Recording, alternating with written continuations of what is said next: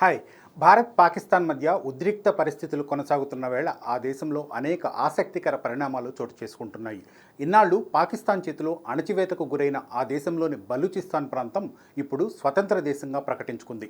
పాకిస్తాన్ నుంచి విడిపోయి republic of బలూచిస్తాన్గా అవతరించినట్లు వెల్లడించింది. ఇది పాకిస్తాన్ అస్సలు జీర్ణించుకోలేని అంశం. పాకిస్తాన్ నుంచి వేరుపడేందుకు దశాబ్దాలుగా పోరాడుతోంది బలూచిస్తాన్. అయితే పాకిస్తాన్ ఎప్పటికప్పుడు ఆ ఉద్యమాలను అణచివేస్తూ వస్తుంది. అయితే ఇప్పుడు పాకిస్తాన్పై భారత్ సమరభేరి మోగించడం బలూచిస్తాన్ వేర్పాటువాదులకు కొత్త ఊపిరిలూదింది. పాకిస్తాన్లోని అతిపెద్ద ప్రావిన్స్గా ఉంది బలూచిస్తాన్. ఇక్కడ అపారమైన వనరులున్నాయి. పాకిస్తాన్కు ఇది ఆర్థికంగా వెన్నుదన్నుగా నిలుస్తుంది. అయితే అభివృద్ధిలో మాత్రం ఈ ప్రాంతం వెనుకబడి ఉంది. అందుకే తమకు స్వాతంత్రం కావాలని దశాబ్దాలుగా పోరాడుతోంది.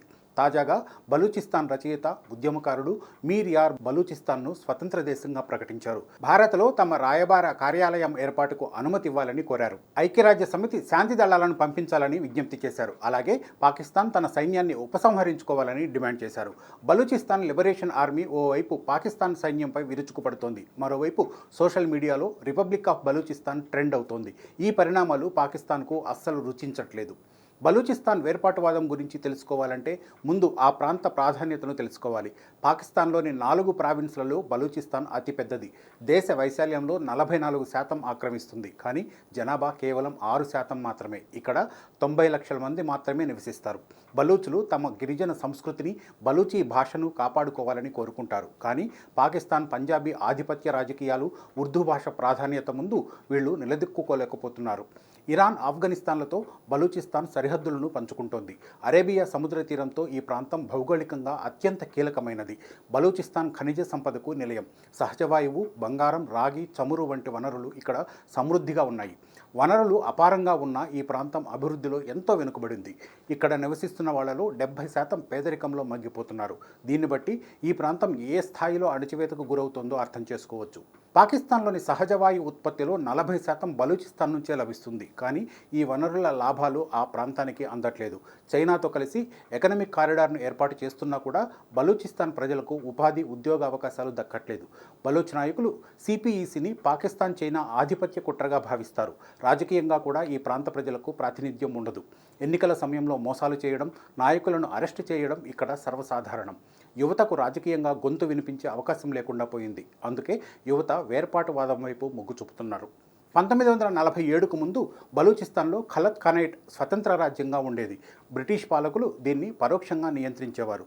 భారతదేశం విడిపోయినప్పుడు మనతో పాటే ఖలత్ ఖానేట్కు కూడా 1947 ఆగస్టు 15న స్వాతంత్రం ప్రకటించింది. కానీ 1948 మార్చిలో పాకిస్తాన్ సైనిక చర్య చేపట్టి బలవంతంగా ఖలత్ ఖానేట్ను స్వాధీనం చేసుకుంది. మన కాశ్మీర్ని ఎలాగైతే ఆక్రమించిందో అలాగే బలూచిస్తాన్ను కూడా పాకిస్తాన్ చేజిక్కించుకుంది. బలూచ్ ప్రజల అసంతృప్తికి ఈ బలవంతపు విలీనమే మూలం. అప్పటి నుంచి బలూచిస్తాన్లో తిరుగుబాట్లు సర్వసాధారణం అయిపోయాయి. 1948 నుంచి 5 సార్లు పెద్ద ఎత్తున ఇక్కడ తిరుగుబాట్లు జరిగాయి.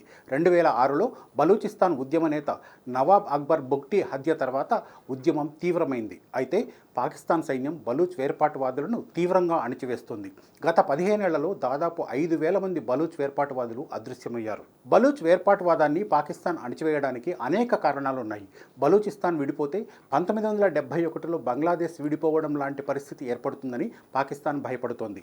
సింధ్, ఖైబర్ పఖ్తుంఖ్వాలోని వేర్పాటువాద ఉద్యమాలకు ఇది మరింత ఆజ్యం రాచేస్తుందని ఆందోళన చెందుతోంది.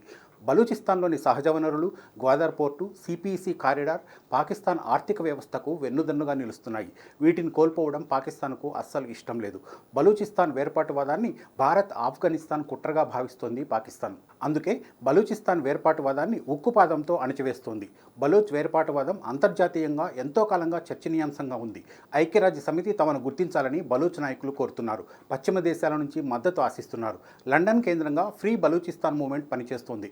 అమెరికా, యూరోప్లో బలూచ్ డయాస్పోరా మానవ హక్కుల ఉల్లంఘనలపై చర్చిస్తోంది. బలూచ్ నాయకులు భారత్ను స్నేహపూర్వక దేశంగా భావిస్తారు. 2016లో నరేంద్ర మోదీ స్వాతంత్ర దినోత్సవ ఉపన్యాసంలో బలూచ్ సమస్యను ప్రస్తావించారు. తాజాగా మీర్ యార్ బలూచ్ ఢిల్లీలో రాయబార కార్యాలయం ఏర్పాటు చేసేందుకు అనుమతి కోరారు. ఆఫ్ఘనిస్తాన్, ఇరాన్లోని బలూచ్ సమాజాలు సాంస్కృతిక మద్దతు అందిస్తున్నాయి. తాము విదేశీ తొత్తులం కాదని తమది స్వతంత్ర పోరాటమని బలూచ్ లిబరేషన్ ఆర్మీ పలుమార్లు ప్రకటించింది. పహల్గామ్ టెర్రరిస్ట్ అటాక్ తర్వాత పాకిస్తాన్పై ఆపరేషన్ సింధూర్ చేపట్టింది భారత్. ఇది బలూచిస్తాన్ వేర్పాటువాద ఉద్యమానికి ఊపు తెచ్చింది. పాకిస్తాన్ను ఉగ్రవాద రాష్ట్రంగా ప్రకటించాలని భారత్ను కోరింది. అంతర్జాతీయ సమాజం దీనిపై చర్య తీసుకోవాలని డిమాండ్ చేసింది. ఇదే అదునుగా భావించిన బలూచ్ నాయకులు స్వాతంత్ర ఉద్యమాన్ని తీవ్రతరం చేశారు. దాదాపు 50 ప్రాంతాల్లో BLA దాడులు చేసినట్లు సమాచారం. అంతేగాక మాంగోచార్ నగరాన్ని తమ ఆధీనంలోకి తెచ్చుకుంది. భారత్ తమకు ఆయుధాలను అందిస్తే పాకిస్తాన్ను లేకుండా చేస్తామని వేర్పాటువాదులు పేర్కొన్నారు. పాకిస్తాన్ దుష్ట సాంప్రదాయాలపై ప్రపంచవ్యాప్తంగా చర్చ జరుగుతోంది. ఈ సమయంలో బలూచ్ నాయకులు స్వాతంత్ర ప్రకటన చేశారు. ఇది ఐక్యరాజ్య సమితితో పాటు పాశ్చాత్య దేశాలను అలర్ట్ చేసింది. బలూచ్ గ్రూపులన్నీ తమ దేశం కోసం కలిసికట్టుగా పనిచేస్తాయని తెలిపింది. తమ కేబినెట్లో మహిళలకు ప్రాతినిధ్యం కల్పిస్తామని వెల్లడించింది. త్వరలోనే తాత్కాలిక ప్రభుత్వాన్ని ఏర్పాటు చేయబోతున్నట్లు వెల్లడించింది. ఇవి పాకిస్తాన్కు పెద్ద సవాల్గా మారాయి. మరి అంతర్గత సమస్య నుంచి పాకిస్తాన్ ఎలా బయటపడుతుందనేది ఆసక్తి రేపుతోంది.